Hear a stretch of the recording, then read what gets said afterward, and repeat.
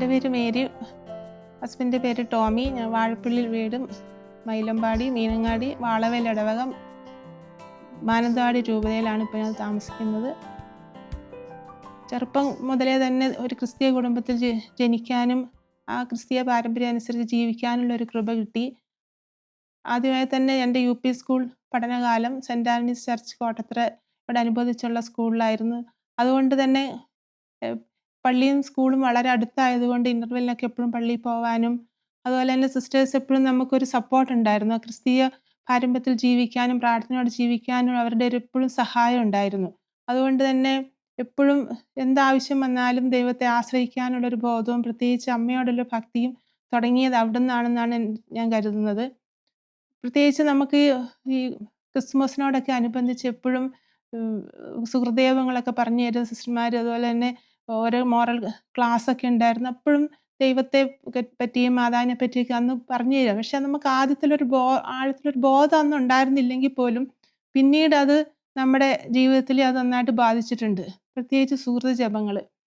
അതിൽ ഏറ്റവും ഞാൻ എന്നും ചെല്ലുന്നൊരു സുഹൃത ജപമാണ് എൻ്റെ അമ്മയെ എൻ്റെ ആശ്രയമേ. എന്താവശ്യം വന്നാലും അതായിരിക്കും നമ്മുടെ മനസ്സിൽ ആദ്യം ഓടിയെത്തുന്നത്. അന്നൊന്നും വലിയ വലിയ പ്രാർത്ഥനകളൊന്നും നമ്മുടെ മനസ്സിലില്ലെങ്കിലും അത് നമ്മുടെ സന്ധ്യാപ്രാർത്ഥനയ്ക്ക് മാത്രമേ വലിയ പ്രാർത്ഥനകളൊക്കെ സന്ധ്യാപ്രാർത്ഥന നമ്മൾ ചെല്ലുള്ളൂ. പക്ഷേ ഇപ്പോൾ സ്വർഗസ്വനായ പിതാവേ, നന്മ നിറഞ്ഞ മറിയമേ, സുഹൃത ജപങ്ങൾ, ഇതൊക്കെ എപ്പോഴും ഏതാവശ്യം വരുമ്പോഴും നമ്മുടെ ഒരു സഹായത്തിനും കൂട്ടിനും ഈ സുഹൃത ജപങ്ങൾ എന്നും നമ്മുടെ കൂടെ ഉണ്ടായിരുന്നു. പിന്നെ ഒക്ടോബർ മാസത്തിൽ ജപമാല മാസം എല്ലാ ദിവസവും ഞങ്ങൾക്ക് ജപമാലയിൽ പങ്കെടുക്കാൻ സാധിച്ചു. ആദ്യ വെള്ളിയാഴ്ചയിൽ നിർബന്ധമായിട്ടും കുർബാനയിൽ കൂടാൻ, ഇതൊക്കെ ആ ഒരു പള്ളിയോടനുബന്ധിച്ചുള്ള സ്കൂളായതുകൊണ്ട് മാത്രമാണ് നമുക്ക് അന്ന് സാധിച്ചത്. പിന്നെ ഹൈസ്കൂൾ പഠനകാലം എന്ന് പറഞ്ഞാൽ വീടിൻ്റെ അടുത്ത് തന്നെയുള്ള മറ്റൊരു school, government higher secondary school തരിയോടായിരുന്നു. ആ ഒരു കാലഘട്ടം ശനിയാഴ്ച ഞായറാഴ്ച മാത്രമേ നമുക്ക് പള്ളിയിൽ പോകാനൊക്കെ സാധിച്ചിട്ടുള്ളൂ. വീട്ടിൽ അമ്മയാണെങ്കിലും ചാച്ചനാണെങ്കിലും പള്ളിയിൽ പോകുന്ന കാര്യത്തിലൊക്കെ വളരെ നിർബന്ധമുള്ളവരായിരുന്നു. പക്ഷേ എല്ലാ ദിവസവും നമുക്കന്ന് പള്ളിയിൽ പോകാൻ സാധിച്ചിരുന്നില്ല. എന്നാലും അവധി ദിവസങ്ങളിലൊക്കെ അമ്മ നിർബന്ധിച്ച്, അന്നത്തെ നമ്മുടെ വയനാടിൻ്റെ അവസ്ഥ നല്ല വയലിൽ കൂടെയൊക്കെ പോകണം, എന്നാൽ പോലും അവർ നിർബന്ധിച്ച് എന്നും പള്ളിയിൽ വിടുമായിരുന്നു. അതൊക്കെ നമ്മളെ ക്രിസ്തീയ വിശ്വാസത്തിൽ ജീവിക്കാനൊരു പ്രചോദനം ഭാവിയിലും നമുക്ക് തന്നിട്ടുണ്ട്. അതിനുശേഷം പ്രീ ഡിഗ്രി അത് കൂത്തുപറമ്പ് നിർമ്മലഗിരി കോളേജിലായിരുന്നു. അതും ദൈവത്തിൻ്റെ ഒരു പ്രത്യേക കരുതലായിരുന്നു. നമ്മുടെ തന്നെ രൂപതയുടെ, തലശ്ശേരി രൂപതയുടെ കീഴിലുള്ളൊരു കോളേജായിരുന്നു നിർമ്മലഗിരി കോളേജ്. ഹോസ്റ്റലാണെങ്കിൽ സിസ്റ്റേഴ്സ് നടത്തുന്ന റാണിജി ഹോസ്റ്റൽ. എല്ലാ ദിവസവും പള്ളിയിൽ പോകാനും കൊന്ത ചെല്ലാനും അതുപോലെ തന്നെ അവിടെ തന്നെ ചാപ്പലുണ്ടായിരുന്നു. നമ്മുടെ ഏതാവശ്യത്തിലും എപ്പോഴും പ്രാർത്ഥിക്കാനുള്ളൊരു സൗകര്യം ആ ചാപ്പലിലും നമുക്ക് ലഭിച്ചിരുന്നു. പിന്നെ ഞാൻ BSc നഴ്സിംഗ് കഴിഞ്ഞ് പ്രൊഫഷണൽ കോഴ്സിലേക്ക് ആണ് BSc നഴ്സിംഗ് അന്ന്. അതും എനിക്ക് ദൈവത്തിൻ്റെ പ്രത്യേക അനുഗ്രഹം എന്ന് പറയാൻ, ഈ വയനാട് ജില്ലയിൽ നിന്ന് ആദ്യമായിട്ട് government college of nursing Kozhikode admission കിട്ടിയത് എനിക്കാണ്. ഞാൻ അവിടുത്തെ 3rd ബാച്ചായിരുന്നു. അതിനു മുമ്പ് 2 ബാച്ചിലും ആരുമില്ല. അതും ഞാൻ ദൈവത്തിൻ്റെ പ്രത്യേക കരുതലായിട്ട് കരുതുന്നുണ്ട്. പിന്നെ BSc നഴ്സിംഗ് കഴിഞ്ഞ ഉടനെ തന്നെ 2 ആഴ്ചയ്ക്കുള്ളിൽ ജോലി കിട്ടി. അതിന് ആദ്യത്തെ ഗവൺമെൻറ് ജോലി കിട്ടിയത് സെൻട്രൽ ഗവൺമെൻറ് ജോലിയായിരുന്നു. അത് തിരുവനന്തപുരം ശ്രീചിത്രയിൽ. ഞാൻ മാതാവിലേക്ക് കൂടുതൽ അടുക്കാനുള്ള ഒരു അത്ഭുതം എൻ്റെ ജീവിതത്തിൽ നടന്നത് തിരുവനന്തപുരത്ത് ശ്രീചിത്രയിൽ വർക്ക് ചെയ്തുകൊണ്ടിരിക്കുമ്പോൾ ഞാൻ ടിക്കറ്റ് ബുക്ക് ചെയ്ത് കോഴിക്കോടേക്ക് ബുക്ക് ചെയ്തിട്ട് റെയിൽവേ സ്റ്റേഷനിലെത്തി. ആ സമയത്താണ് ഒരു അറിയിപ്പ് കിട്ടുന്നത്, ആ കമ്പാർട്ട്മെൻറ്റ്, ആ ബോഗി അതിലില്ല, അതുകൊണ്ട് യാത്രക്കാർ മറ്റ് ബോഗികളിൽ കമ്പാർട്ട്മെൻറ്റിൽ കയറണം, അങ്ങനെ ഒരു അറിയിപ്പ് കിട്ടി. അങ്ങനെ വേറൊരു കമ്പാർട്ട്മെൻറ്റിൽ കയറി. അവിടുന്ന് കുറച്ച് കഴിഞ്ഞപ്പോഴേക്കും അടുത്ത അറിയിപ്പ് വന്നു, ആ ബോഗി വീണ്ടും അതിൽ ഇൻസേർട്ട് ചെയ്തിട്ടുണ്ടെന്നൊരു അറിയിപ്പ് വന്നു. അങ്ങനെ ഞാൻ വീണ്ടും അതിൽ നിന്ന് ഇറങ്ങി മറ്റേതിലേക്ക് കയറി. എൻ്റെ റിസർവേഷനിൽ ചെന്ന് നോക്കുമ്പം ആ കമ്പാർട്ട്മെൻറ്റിൽ ഞാൻ മാത്രമേ ഉള്ളൂ, വേറെ ആരുമില്ല. അപ്പം കുറച്ച് കഴിഞ്ഞപ്പം വേറെ ആൾ വന്നിരുന്നു. പക്ഷെ അയാളുടെ നോട്ടവും ഭാവവും ഒക്കെ കണ്ടപ്പം അത്ര പന്തിയല്ലാത്ത പോലെ തോന്നി. അയാൾ വല്ലാത്തൊരു നോട്ടമൊക്കെ ആയിരുന്നു. അപ്പോൾ എനിക്ക് വല്ലാതെ പേടി തോന്നി. ഞാൻ മാതാവിനോട് പ്രാർത്ഥിച്ചു. കൊന്തയെടുത്തുകൊണ്ട് ഞാൻ അവിടെ നടന്നു. അടുത്ത കമ്പാർട്ട്മെൻറ്റിലേക്ക് ഇങ്ങനെ നടന്ന് ചെന്ന് നോക്കുമ്പം എനിക്ക് പരിചയമുള്ള ഞങ്ങളുടെ അതേ സ്ഥാപനത്തിൽ വർക്ക് ചെയ്യുന്ന ഒരാൾ അവിടെ ഇരിക്കുന്നുണ്ട്. അപ്പോൾ എന്നോട് പറഞ്ഞു, ഒരു കാര്യം ചെയ്യാൻ, നിങ്ങൾ ഇവിടെ ഇരുന്നോളാൻ പറഞ്ഞു. അങ്ങനെ ഞാൻ അവരുടെ അടുത്ത് ആ കമ്പാർട്ട്മെൻറ്റിൽ ഇരുന്നു. അങ്ങനെ നേരം വെളുക്കുന്നവരെ അങ്ങനെ ഇരുന്നു സ്വസ്ഥമായിട്ട്. കോഴിക്കോട് ഇറങ്ങി. വെളുപ്പിന് 4:45 കോഴിക്കോട് എത്തി. അപ്പം അങ്ങനെ അവർ റെയിൽവേ സ്റ്റേഷനിൽ ഞങ്ങൾ ഒന്നിച്ച് ബസ് സ്റ്റാൻഡിൽ വന്ന് സേഫായിട്ട് ഞാൻ വീട്ടിലെത്തി. അത് മാതാവിൻ്റെ ഒരു പ്രത്യേക അനുഗ്രഹം. അന്നാണ് എനിക്ക് ഏറ്റവും മാതാവിൻ്റെ ഒരു കൂടെ മാതാവ് ഉണ്ട് എന്നുള്ളൊരു അനുഭവം എനിക്ക് ആദ്യമായിട്ട് ഫീൽ ചെയ്തത്. അതിന് ശേഷം ഇന്നോളം ഇപ്പോഴും എന്നെ വഴി നടത്തുന്നത് മാതാവാണ്. മാതാവാണ് ഈശോയിലേക്ക് കൂടുതൽ അടുപ്പിക്കുന്നത് എന്നൊരു ബോധ്യം ഇപ്പോൾ എനിക്ക് കിട്ടിയിട്ടുണ്ട്.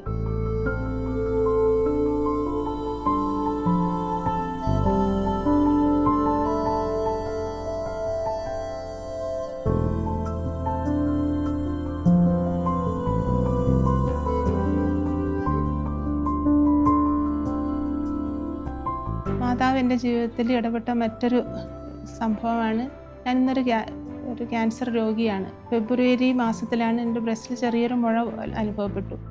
അപ്പോൾ അടുത്ത് തന്നെ ഞാൻ എൻ്റെ ഫ്രണ്ട്സിനോടൊക്കെ പറഞ്ഞപ്പോൾ അവർ തന്നെ ബുക്ക് ചെയ്ത് മാമോഗ്രാമിന് ബുക്ക് ചെയ്ത് കോഴിക്കോട് ഒരു സെൻറ്ററിൽ പോയി. അവിടുന്ന് മാമോഗ്രാം ചെയ്തപ്പോൾ ഡോക്ടർ എൻ്റെ അടുത്ത് ചോദിച്ചു, നിങ്ങൾ ഏതെങ്കിലും ഡോക്ടർ റെഫർ ചെയ്തിട്ടാണോ വന്നത്? ഞാൻ പറഞ്ഞു അല്ല, ഇതിൻ്റെ റിസൾട്ട് കണ്ടിട്ട് എന്താണെന്നനുസരിച്ച് സർജനെ കാണണോ ഓങ്കോ സർജനെ കാണണോ എന്ന് തീരുമാനിക്കാനാണെന്ന് പറഞ്ഞു. അപ്പോൾ അവർ പറഞ്ഞു ഇത് ക്യാൻസർ തന്നെയാണ്, നിങ്ങൾ ഓങ്കോ സർജനെ കണ്ടോളാൻ പറഞ്ഞു. അപ്പോൾ അങ്ങനെയാണ് എൻ്റെ ഒരു ഫ്രണ്ട് ഓങ്കോ സർജൻ ഉണ്ടായി, സാറിനെ വിളിച്ച് സാറ് പിറ്റേ ദിവസം തന്നെ ബയോപ്സി ചെയ്തു. ബയോപ്സി ചെയ്ത് 3 ദിവസം കൊണ്ട് ആദ്യത്തെ റിസൾട്ട് വന്നപ്പോഴാണ് ക്യാൻസർ ആണെന്ന് അറിയുന്നത്. പക്ഷേ ഞാൻ 2019 മുതൽ കൃപാസനത്തിൽ ഉടമ്പടി എടുത്തൊരു വ്യക്തിയാണ്. അതുകൊണ്ട് തന്നെ കൃപാസനത്തിൽ മാതാവിൻ്റെ മെഡലും മറ്റ് നേർച്ച വസ്തുക്കളൊക്കെ എൻ്റെ കൂടെ ഉണ്ടായിരുന്നു. അതുകൊണ്ട് എനിക്കൊരു ഭയവും തോന്നിയില്ല. ക്യാൻസർ ഞാനൊരു രോഗി ആയിരുന്നെന്നോ രോഗിയാണെന്നോ ഒരു ബോധം ഇതുവരെ ഒരു ഭയമോ ഒന്നും എനിക്കുണ്ടായിട്ടില്ല. അങ്ങനെ പിറ്റേ ദിവസം തൊട്ട് ഓങ്കോളജിസ്റ്റിനെ കണ്ടു, ട്രീറ്റ്മെൻറ്റൊക്കെ സ്റ്റാർട്ട് ചെയ്തു. കൃത്യം 1 വർഷം കൊണ്ട് എനിക്കത് കംപ്ലീറ്റ് ചെയ്യാൻ പറ്റി. അതിൻ്റെ മാതാവ് ഇടപെട്ട് എന്ന് പറയാൻ പ്രത്യേക ഒരു കാരണമുണ്ട്. കാരണം 2025 ഏപ്രിൽ 30-നാണ് ഞാൻ റിട്ടയർ ആകുന്നത്. പക്ഷേ എൻ്റെ ഈ ട്രീറ്റ്മെൻറ്റ് തുടങ്ങുന്നത് മാർച്ച് ഫസ്റ്റ് വീക്കിൽ 2024 കൃത്യം 1 വർഷം മാർച്ച് 25, 2025 ആ ട്രീറ്റ്മെൻറ്റ് കംപ്ലീറ്റ് ചെയ്തു. ആ ഒരു കാലഘട്ടം എന്നെ റിട്ടയർമെൻറ്റ് ലൈഫിന് ഒരുക്കുന്നതായിരുന്നു. കൂടാതെ ആ ഒരു സമയത്ത് സർവീസിൽ നിന്നുകൊണ്ട് തന്നെ എനിക്ക് എല്ലാ ചികിത്സയും കംപ്ലീറ്റ് ചെയ്യാൻ പറ്റി. മെഡിക്കൽ കോളേജിൽ നിന്ന് എല്ലാ സൗകര്യങ്ങളും എനിക്ക് അനുഭവിക്കാൻ പറ്റി. എൻ്റെ ഫ്രണ്ട്സും എൻ്റെ കൂടെ വർക്ക് ചെയ്യുന്നവരും മെഡിക്കൽ കോളേജിലെ എല്ലാ സ്റ്റാഫും എനിക്ക് വളരെ സപ്പോർട്ടായിട്ടുണ്ടായിരുന്നു. അപ്പോൾ അതുകൊണ്ട് തന്നെ ആ ഒരു കാലഘട്ടം എന്നെ പ്രത്യേകം അനുഗ്രഹിച്ചു. ഇന്നാണ് എനിക്കത് വന്നിരുന്നെങ്കിൽ എനിക്ക് അത്രയൊരു സൗകര്യങ്ങൾ അനുഭവിക്കാൻ സാധിക്കുമായിരുന്നു എനിക്ക് തോന്നുന്നില്ല. ആ ഒരു കാലഘട്ടം എനിക്ക് പ്രാർത്ഥിക്കാൻ കിട്ടിയ ഏറ്റവും വലിയൊരു സമയം കൂടിയായിരുന്നത്. ആ ഒരു സമയത്ത് പ്രത്യേകിച്ച് എനിക്ക് പിന്നെ ഒരു ഹൈപ്പർ ടെൻഷനൊക്കെ അടിച്ച് ഞാൻ പിന്നെ ഒന്ന് ബാത്റൂമിലൊക്കെ വീണ് നട്ടിലിനൊരു പരിക്കൊക്കെ പറ്റി. എന്നാൽ പോലും എനിക്കതൊരു എൻ്റെ മനസ്സിനെ ഒട്ടും അസ്വസ്ഥപ്പെടുത്തിയില്ല. ആ ഒരു സമയമൊക്കെ ഞാൻ കൂടുതൽ ജപമാല ചൊല്ലാൻ വേണ്ടിയാണ് ഉപയോഗിച്ചത്. ദിവസം ഒരു 16 ജപമാല വരെയൊക്കെ എനിക്ക് ആ സമയത്ത് കിടന്നുകൊണ്ട് പോലും ചെല്ലാൻ സാധിച്ചു. അതുകൊണ്ട് എൻ്റെ ജീവിതത്തിൽ അത് ഏറ്റവും വലിയൊരു അനുഗ്രഹമായിട്ടാണ്. ആ ഒരു കാലഘട്ടം എനിക്കൊരു രോഗം തന്ന ദൈവം എന്നെ കൂടുതൽ അനുഗ്രഹിക്കുകയായിരുന്നു.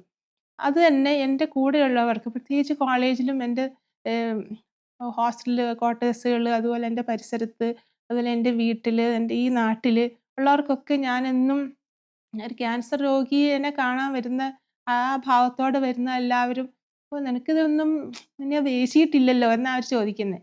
പ്രത്യേകിച്ച് ഞാൻ ആദ്യത്തെ ഡയഗ്നോസ് വന്നപ്പോൾ എൻ്റെ പ്രിൻസിപ്പലിൻ്റെ അടുത്ത് ഞാൻ ലീവ് ലെറ്റർ കൊടുക്കാൻ പോയി. മാഡം എൻ്റെ അടുത്ത് പറഞ്ഞത് അത് വെറും ഒരു മുഴയേ ആവുള്ളൂ, ക്യാൻസർ ആവല്ലേ നീ പ്രാർത്ഥിക്ക്. ഞാൻ പറഞ്ഞു ഏയ് കുഴപ്പമില്ല, അത് ക്യാൻസർ ആയാലും എനിക്ക് പ്രശ്നമൊന്നും ഇല്ലാന്ന്. അത് അവരെ മാറ്റി. എന്നെ മാറ്റിയതിനേക്കാൾ കൂടുതലും ഞങ്ങളുടെ പ്രിൻസിപ്പലിനെ എൻ്റെ ആ ഒരു നിലപാട് അവരെ ഒത്തിരി സ്വാധീനിച്ചു. പിന്നെ അവരും എന്നോട് ചോദിച്ചു നിനക്കെങ്ങനെ ഇത്ര ധൈര്യം കിട്ടുന്നത്? നീ പ്രാർത്ഥിക്കുന്നത് കൊണ്ടാണല്ലോ നിനക്ക് ഇത്ര ധൈര്യം കിട്ടുന്നത് എന്ന് അവർ പറഞ്ഞിട്ട് കൃപാസനത്തിൽ എൻ്റെ കൂടെ അവർ ഉടമ്പടി എടുക്കാൻ വന്നു എന്നുള്ളതാണ്. ഇപ്പോഴും അവർക്ക് ആ ഒരു എന്താവശ്യം വന്നാലും എന്നെ വിളിച്ച് നീ ഒന്ന് പ്രാർത്ഥിക്കണേ എന്ന് പറയും. അപ്പോൾ അതെനിക്കൊരു വല്ലാത്തൊരു അനുഗ്രഹമായിട്ടാണ് തോന്നുന്നത്. അപ്പോൾ ഈ സമയത്താണ് എനിക്ക് എൻ്റെ ജീവിതത്തിൽ ഏറ്റവും കൂടുതൽ മാതാവിനോട് അടുക്കാനും കൂടുതൽ ജപമാല ചൊല്ലാനും അതുപോലെ തന്നെ റോസറി ബാങ്കിലേക്ക് ജപമാല നിക്ഷേപിക്കാനൊക്കെ ഉള്ളൊരു അവസരം കിട്ടിയത്. പിന്നെ ഈ കീമോയ്ക്കൊക്കെ പോകുമ്പം എനിക്ക് ഒറ്റ വെയിനുണ്ട്. അത് 17 കീമോ എടുക്കേണ്ടി വന്നു. ലാസ്റ്റ് ആകുമ്പോൾ എനിക്ക് ഞരമ്പൊന്നും കിട്ടാനില്ല. ആകെ ഒരു ചെറിയൊരു ഞരമ്പേ ഉണ്ട്. അതിലാണ് എനിക്ക് 6 പ്രാവശ്യവും കീമോ എടുത്തത്. ബാക്കി ഇവിടെയൊന്നും എനിക്ക് ഞരമ്പ് കിട്ടില്ലായിരുന്നു. വലതുവശത്ത് സർജറി ചെയ്തതുകൊണ്ട് വേറെ അവിടുന്ന് എടുക്കാൻ പറ്റില്ല. പക്ഷേ ഒരു ബുദ്ധിമുട്ടും ഇല്ലാതെ എല്ലാം വളരെ ഭംഗിയായിട്ട് ഇടയ്ക്ക് എല്ലാ കോംപ്ലിക്കേഷനും ഉണ്ടായിരുന്നു. പിന്നെ കീമോയ്ക്ക് വരാവുന്ന എല്ലാ കോംപ്ലിക്കേഷനും പ്രത്യേകിച്ച് പിന്നെ ഭയങ്കര ഛർദി ഉണ്ടായിരുന്നു, വൊമിറ്റിംഗ് ഉണ്ടായിരുന്നു. മുടിയെല്ലാം ഒരു കീമോ എടുത്തു കഴിഞ്ഞപ്പം മുടിയൊക്കെ കംപ്ലീറ്റ് പോയി. എന്നാലും ഞാന് എല്ലാവർക്കും അത്ഭുതമാണ്. സാധാരണ വിഗൊക്കെ വെച്ചിട്ടാണ് എല്ലാരും കീമോയ്ക്കൊക്കെ റേഡിയേഷനൊക്കെ പോവാ. ഞാൻ അതേപോലെ തന്നെ പോയി. അപ്പം കൂടെയുള്ളവരൊക്കെ പറയും ഒരു അവള് ഷാളെങ്കിലും എടുത്ത് തലയിൽ കൂടി ഇടും. പക്ഷെ എനിക്കതൊന്നും എന്നെ ബാധിച്ചിട്ടേ ഇല്ല. എൻ്റെ ആ ഭൗതിക ആഹ് എന്താ പറയാ ഇമേജ് ഒന്ന് മാറിയെന്നോ എനിക്ക് അങ്ങനത്തെ ഒരു ചിന്തയേ ഉണ്ടായിരുന്നില്ല. അതൊക്കെ എൻ്റെ കൂടെയുള്ളവർക്ക് എന്നെ ഭയങ്കര രോഗിയായിട്ട് കാണാൻ വരുന്നവർക്ക് പക്ഷെ എന്നെ കാണുമ്പോൾ അവർക്ക് ഒരു പോസിറ്റീവ് എനർജി ആയിരുന്നു. ഒരു രോഗം വന്നാലും അത് ദൈവത്തിലേക്ക് കൂടുതൽ അടുക്കാനുള്ള ഒരു സംഗതിയായിട്ട് മറ്റുള്ളവർക്ക് കൂടി ബോധ്യപ്പെടുത്താൻ എൻ്റെ ഈ രോഗം സഹായിച്ചു എന്നാണ് എനിക്ക് തോന്നുന്നത്. അതിന് മാതാവിന് ഒത്തിരി നന്ദി. അത് പ്രത്യേകിച്ച് ഞാൻ കൃപാസനത്തിൽ പോവാൻ ഇടവരുന്നതുകൊണ്ടാണ് എനിക്ക് ആ കൂടുതൽ ശക്തി ലഭിച്ചത്. ഒത്തിരി ആൾക്കാര് പ്രാർത്ഥനയുണ്ട്. കൃപാസനത്തിലെ നേർച്ച വസ്തുക്കളൊക്കെ ഞാൻ എന്നും ഉപയോഗിക്കുമായിരുന്നു. അതുകൊണ്ട് എനിക്കൊരു ജലദോഷം പോലും ആ സമയത്ത് വന്നിട്ടില്ല എന്നുള്ളതായിരുന്നു മറ്റൊരു കാര്യം. മറ്റ് കോംപ്ലിക്കേഷനൊക്കെ വന്നെങ്കിൽ പോലും അതുപോലെ കോവിഡ് വന്ന കാലത്ത് കോവിഡിൻ്റെ ഒരു ഇതിന് മുമ്പായിരുന്നു. കോവിഡിൻ്റെ 2019, 20ന് ശേഷമുള്ള ഒരു കാലഘട്ടത്തില് എൻ്റെ ചുറ്റുമുള്ളവർക്കൊക്കെ കോവിഡ് വന്നു. പ്രത്യേകിച്ച് ഞങ്ങൾ മെഡിക്കൽ കോളേജില് സ്റ്റുഡൻസുമായിട്ട് ഡീൽ ചെയ്യുമ്പോൾ എല്ലാ പേഷ്യൻസിൻ്റെ അടുത്തും പോകും. ഞങ്ങളുടെ കൂടെയുള്ളവർക്കൊക്കെ കോവിഡ്. പക്ഷേ എൻ്റെ കുടുംബത്തില് എനിക്കോ, എൻ്റെ ഹസ്ബൻഡിനോ, എൻ്റെ മക്കൾക്കോ, അമ്മയ്ക്കോ ആർക്കും അത്രയും എക്സ്പോഷർ ഉണ്ടായിട്ടും കോവിഡ് വന്നില്ല. ഇതൊക്കെ ദൈവത്തിൻ്റെ പ്രത്യേകിച്ച് അമ്മയുടെ ആ ഒരു കരുതലായിട്ടാണ് എനിക്ക് തോന്നുന്നത്. അപ്പം മാതാവിനോട് എപ്പോഴും നമ്മൾ ചേർന്ന് നിന്നാൽ ഈശോയിലേക്കുള്ള ഒരു വഴിയും കൂടിയാണ്. അത് നമുക്ക് നിത്യതയിലേക്ക് എത്താനുള്ള ഒരു മാർഗവുമാണ്. മാതാവ് എപ്പോഴും ഏത് സമയത്തും സഞ്ചാരി മാതാവ് നമ്മുടെ കൂടെയുണ്ട്. നന്മ നിറഞ്ഞ മറിയമേ എന്ന് നമ്മൾ വിളിച്ച് പ്രാർത്ഥിച്ചു കഴിഞ്ഞാൽ കൂടെ സ്വർഗ്ഗസ്ഥനായ പിതാവും കൂടെ ചെല്ലുമ്പോൾ നമ്മുടെ പ്രാർത്ഥന കംപ്ലീറ്റ് ആകും. നമുക്ക് എപ്പോഴും നമ്മുടെ മനസ്സിന് യാതൊരു അസ്വസ്ഥതയില്ലാതെ എപ്പോഴും ദൈവത്തിൻ്റെ കൂടെ ആയിരിക്കാൻ അമ്മ നമ്മളെ എപ്പോഴും സഹായിക്കും.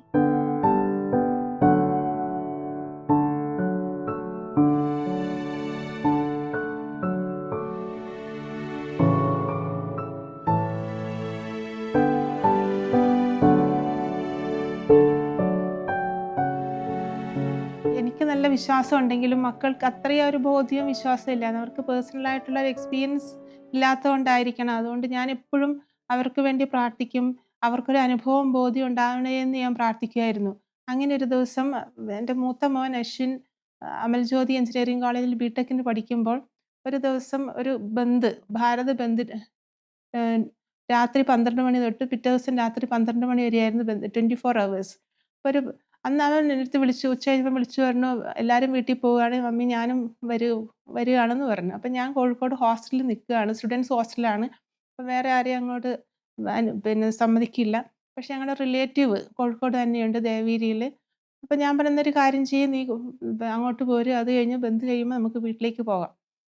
പക്ഷേ രാത്രി 11:45 അവനവിടെ എത്തിയില്ല. അപ്പൊ എനിക്ക് നല്ല പേടിയായി. ഞാൻ ഉം മുട്ടേ നിന്ന് മാതാവിനോട് എത്ര കൊന്ത ചൊല്ലിയെന്ന് എനിക്കറിയില്ല. ഞാൻ നിർത്താണ്ട് കൊന്ത ചൊല്ലിക്കൊണ്ടിരുന്നു. ഒരു 11:45 ആയപ്പം അവനെന്നെ വിളിച്ചു പറഞ്ഞു, "ഞാൻ കോഴിക്കോട് ബസ് സ്റ്റാൻഡിൽ എത്തിയിട്ടുണ്ട്" എന്ന്. അപ്പൊ ഞാൻ ചോദിച്ചു, "നീ എങ്ങനെയാ വരുന്നേ? ഓട്ടോ കിട്ടുമോ? ഇനി 12 മണിയാകുമ്പോഴേക്കും ബന്തല്ലേ, ഒരു ഓട്ടോയും വന്നാൽ തിരിച്ചു പോകില്ലല്ലോ, എന്താ ചെയ്യ?" കുറച്ച് കഴിഞ്ഞപ്പോൾ അവൻ ഉടനെ വിളിച്ചു, "മമ്മി എനിക്കൊരു ഓട്ടോ കിട്ടീന്ന്." എന്നിട്ട് കൃത്യം 12 മണിയായപ്പോൾ, അതായത് ബന്ദ് തുടങ്ങണ ആ കൃത്യം 12 മണിയായപ്പോഴേക്കും അവൻ എൻ്റെ റിലേറ്റീവിൻ്റെ വീട്ടിൽ സേഫായിട്ടെത്തി. അതും അവൻ്റെ കയ്യിലുണ്ടായിരുന്ന പൈസ 110 രൂപയാണ് അവൻ്റെ കയ്യിലുണ്ടായിരുന്നെന്ന് ഞാൻ വിചാരിക്കുന്നത്. ആ കൃത്യം പൈസയാണ് ഓട്ടോക്കാരൻ ചോദിച്ചതെന്ന്. എനിക്കതെന്നും വിശ്വസിക്കാൻ പറ്റില്ല.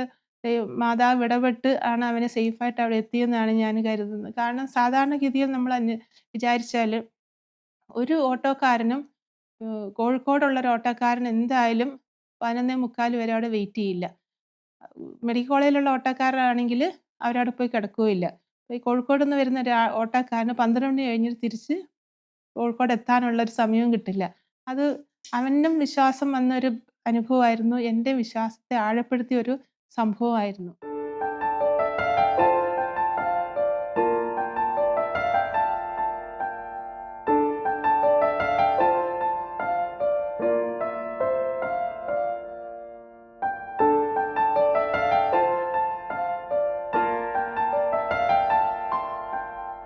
അപ്പൊ എൻ്റെ അനുഭവത്തിലൂടെ അത് മറ്റുള്ളവർക്ക് ഒത്തിരി ഒരു ജീവിത സാക്ഷ്യമായിട്ട് മാറിയായിരുന്നു. അതിനൊരു ഒരു ഉദാഹരണമാണ് എനിക്ക് ക്യാൻസർ വന്നതിന് ശേഷം ഞാൻ എങ്ങനെയാണോ ക്യാൻസറിനെ അഭിമുഖീകരിച്ചത്, അതിന് കണ്ടിട്ട് എൻ്റെ പ്രിൻസിപ്പൾ എപ്പോഴും എന്നോട് പറയാ, "നിനക്ക് ഇതിനെ ഇങ്ങനെ പോസിറ്റീവായിട്ട് എടുക്കാൻ പറ്റിയത് ദൈവത്തിൻ്റെ പ്രത്യേക ഒരു കരുണയാണ്. നീ എൻ്റെ പ്രാർത്ഥനയുടെ ശക്തിയാണെന്ന്" എപ്പോഴും എന്നോട് പറയുമായിരുന്നു. അപ്പോൾ അവൾക്കും എപ്പോഴെങ്കിലും എന്താവശ്യം വരുമ്പോഴും എന്നോട് പറയും, "നീ ഒന്ന് വേണ്ടി എനിക്ക് വേണ്ടി പ്രാർത്ഥിക്കണേ, എൻ്റെ കുടുംബത്തിന് വേണ്ടി മക്കൾക്ക് വേണ്ടി പ്രാർത്ഥിക്കണേ" എന്ന് പറയുമായിരുന്നു. കോളേജിൽ ഭയങ്കര പ്രശ്നങ്ങൾ വരും. സ്റ്റാഫിൻ്റെ ഇടയിൽ നിന്നും അതുപോലെ സ്റ്റുഡൻസിൻ്റെ നിന്നും മോളിൽ നിന്നൊക്കെ ഭയങ്കര പ്രഷർ വരുമ്പോൾ എപ്പോഴും എന്നോട് വിളിച്ചു പറയും, "നീ ഒന്ന് പ്രാർത്ഥിക്കുക." അപ്പം ഞാൻ 2 മക്ബാർ 8:18 പറഞ്ഞു കൊടുക്കും. അത് അവർക്കറിയില്ല. അപ്പോൾ ഞാൻ വാട്സപ്പിൽ അത് വചനം ഇട്ട് കൊടുക്കും. അങ്ങനെ അവരത് ചൊല്ലി പ്രാർത്ഥിക്കും.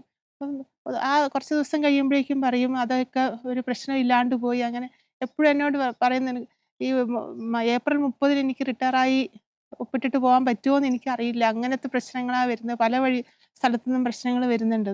പക്ഷെ അത് സ്മൂത്തായിട്ട് ഞങ്ങൾ 2 പേരും ഒരേ ദിവസം വളരെ സന്തോഷത്തോടെ റിട്ടയറായി എന്നുള്ള ദൈവത്തിൻ്റെ പ്രത്യേക കരുതലും എന്നിലൂടെ മറ്റുള്ളവർക്ക് മാതാവിനെ പറ്റിയും ഈശോയെ പറ്റിയും കൂടുതലും അനുഭവിക്കാനും ഇടവരുത്തി എന്നുള്ളൊരു അനുഭവമായിരുന്നു. അപ്പോൾ ഞാൻ കൃപാസനത്തിൽ പോകുന്നുണ്ടെന്നും മാതാവിനോട് കൂടുതൽ പ്രാർത്ഥിക്കുന്നുണ്ടെന്നും അറിഞ്ഞുകൊണ്ട് തന്നെ അവരും അക്രൈസ്തവയാണ് എങ്കിൽ പോലും എൻ്റെ കൂടെ വന്ന് കൃപാസനത്തിൽ ഉടമ്പടി എടുത്തു എപ്പോഴും പ്രാർത്ഥിക്കുന്നുണ്ട്. ഇപ്പം എന്താവശ്യമുണ്ടെങ്കിലും എപ്പോഴും എന്നെ വിളിക്കും, "നീ ഒന്ന് പ്രാർത്ഥിക്കണേന്ന്." അതുപോലെ അവരുടെ പേഴ്സണൽ ലൈഫിലും പ്രത്യേകിച്ച് മോൻ്റെ ഒരു കാര്യം ഉണ്ടായിരുന്നു. ചെറിയ മോന് ഒരു സെൻട്രൽ യൂണിവേഴ്സിറ്റിയിൽ സൈക്കോളജിയിൽ PG കഴിഞ്ഞതാണ്. പക്ഷെ പിന്നെയാണ് അറിയുന്നത് ആ PGക്ക് വാലിഡിറ്റി ഇല്ല എന്നുള്ള കാര്യം. അതുകൊണ്ട് തന്നെ അവർക്ക് PhDക്ക് പോകാനും കഴിഞ്ഞില്ല. അപ്പോൾ അതിൻ്റെ ഭയങ്കര ഒരു സ്ട്രെസ്സിലായിരുന്നു അവർ. പിന്നെ എപ്പോഴും ഞാൻ കൊന്തയും ചെല്ലുമ്പോഴും അതുപോലെ തന്നെ കുർബാനയിലൊക്കെ സമർപ്പിച്ച് പ്രാർത്ഥിച്ച് അതിനുശേഷം അവർക്ക് സിംഗപ്പൂർ PG ചെയ്യാനുള്ളൊരു ഇൻറ്റേൺഷിപ്പ് കൂടെ ചെയ്യാനുള്ളൊരു അവസരം കിട്ടി. അപ്പോൾ അവർ ഭയങ്കര സാറ്റിസ്ഫൈഡാണ്, ഭയങ്കര സന്തോഷവതിയാണ്. അതുകൊണ്ട് എപ്പോഴും അവരും കൂടുതൽ പ്രാർത്ഥനയിലേക്ക് വരാൻ താല്പര്യം കാണിക്കുന്നുണ്ട്. അവരുടെ കുടുംബത്തിലും ഒരു വിശ്വാസം വന്നിട്ടുണ്ട്. പ്രത്യേകിച്ച് എൻ്റെ ഈ ഒരു വർഷത്തെ ജീവിതം കൊണ്ട് എനിക്ക് ക്യാൻസർ അമ്മ ഒരു ഗിഫ്റ്റായിട്ട് തന്നതാണെന്ന് ഞാൻ കരുതുന്നത്. എൻ്റെ ആ ഒരു അനുഭവത്തിൽ കൂടെ കടന്നു പോകുമ്പോൾ എൻ്റെ ചുറ്റുമുണ്ടായിരുന്ന ആൾക്കാർ, എൻ്റെ കുടുംബം, എൻ്റെ കൂടെ വർക്ക് ചെയ്തിരുന്നവർ, എൻ്റെ ചികിത്സിക്കുന്നവർ, എൻ്റെ ചികിത്സയിൽ ഉൾപ്പെട്ടവർ, അതുപോലെ എൻ്റെ അടുത്ത് താമസിച്ചിരുന്ന ഒരു ഫ്ലാറ്റിലും ക്വാർട്ടേഴ്സുകളിലൊക്കെ താമസിച്ചിരുന്നവർക്ക് എല്ലാവരും എന്നെ ഒരു രോഗിയെ കാണാൻ വരുന്ന പോലെ എന്നെ കാണാൻ വരുമായിരുന്നു. പക്ഷെ അവർക്കൊക്കെ ഒരു വേറിട്ടൊരു അനുഭവമായിരുന്നു ഞാൻ എങ്ങനെയാണ് പെരുമാറിയിരുന്നത്. ഞാൻ വളരെ പോസിറ്റീവായിട്ടൊരു ക്യാൻസർ രോഗി എന്ന യാതൊരു ചിന്തയും ഇല്ലാതെ തന്നെ എല്ലാവരോടും വളരെ സന്തോഷമായിട്ട് പെരുമാറിയപ്പോൾ അവരെല്ലാവരും പറയും, "നിൻ്റെ ഈ ഒരു ധൈര്യം കൊണ്ട് മാത്രമാണ് നിനക്കിതിനെ പിടിച്ചു നിൽക്കാൻ പറ്റുക. നിൻ്റെ ഒരു പ്രാർത്ഥനയുടെ ശക്തിയാണെന്ന്" അവരെല്ലാവരും അക്നോളജ് ചെയ്ത് അംഗീകരിച്ചു. അതാണ് എനിക്ക് ജീവിതത്തിൽ ഏറ്റവും വലിയൊരു അനുഗ്രഹമായിട്ട് തോന്നുന്നത്. അപ്പം ദൈവത്തോട് പ്രാർത്ഥിച്ചാൽ, പ്രാർത്ഥനയിൽ നിലനിന്നാൽ ഏത് പ്രശ്നങ്ങളെ അഭിമുഖീകരിക്കാൻ എല്ലാവർക്കും ശക്തി കിട്ടും എന്ന് എൻ്റെ ജീവിതം കൊണ്ട് അവർക്ക് ഒരു അനുഭവം ആയിട്ട് എന്നെ ഒരു സാക്ഷിയാക്കി മാറ്റിയതിന് ഈശോയ്ക്കും മാതാവിനും ഒത്തിരി ഒത്തിരി നന്ദി.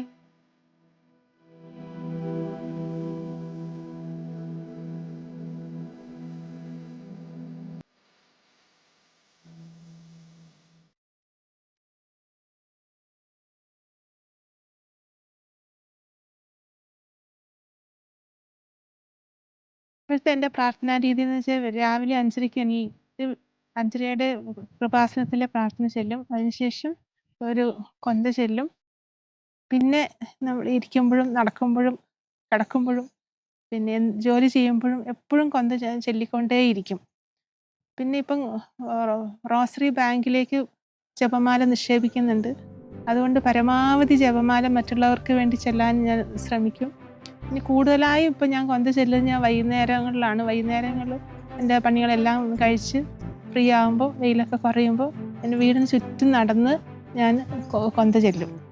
അത് പരമാവധി ചിലപ്പോൾ ഒരു 4 തൊട്ട് 10, 12 വരെയൊക്കെ ചെല്ലാറുണ്ട്. അപ്പം കൊന്തയില്ല എന്നുള്ളതാണ് ഇപ്പം എൻ്റെ ഏറ്റവും ഇഷ്ടമുള്ള കാര്യം. മനസ്സിൽ വേറെ ചിന്തകളൊന്നും വരുത്താതെ മാക്സിമം കൊന്ത ചെല്ല്, മറ്റുള്ളവർക്ക് വേണ്ടി കാഴ്ചവെക്കുക, റോസറി ബാങ്കിലേക്ക് നിക്ഷേപിക്കുക. ഇപ്പം അതാണ് എൻ്റെ ലക്ഷ്യം.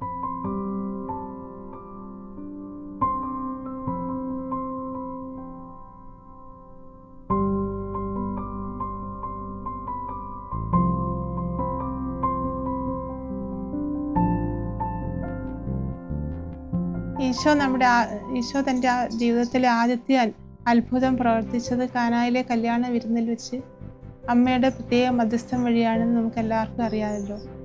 അതുകൊണ്ട് തന്നെ നിത്യജീവൻ പ്രാപിക്കുന്നതിനും ദൈവനാമം മഹത്വപ്പെടുത്തുന്നതിനും നമ്മൾ ചോദിക്കുന്ന ഏത് കാര്യവും അമ്മയോടുകൂടെ ഈശോയോട് പ്രാർത്ഥിച്ചാൽ എല്ലാം നമുക്ക് സാധ്യമാക്കി തരും.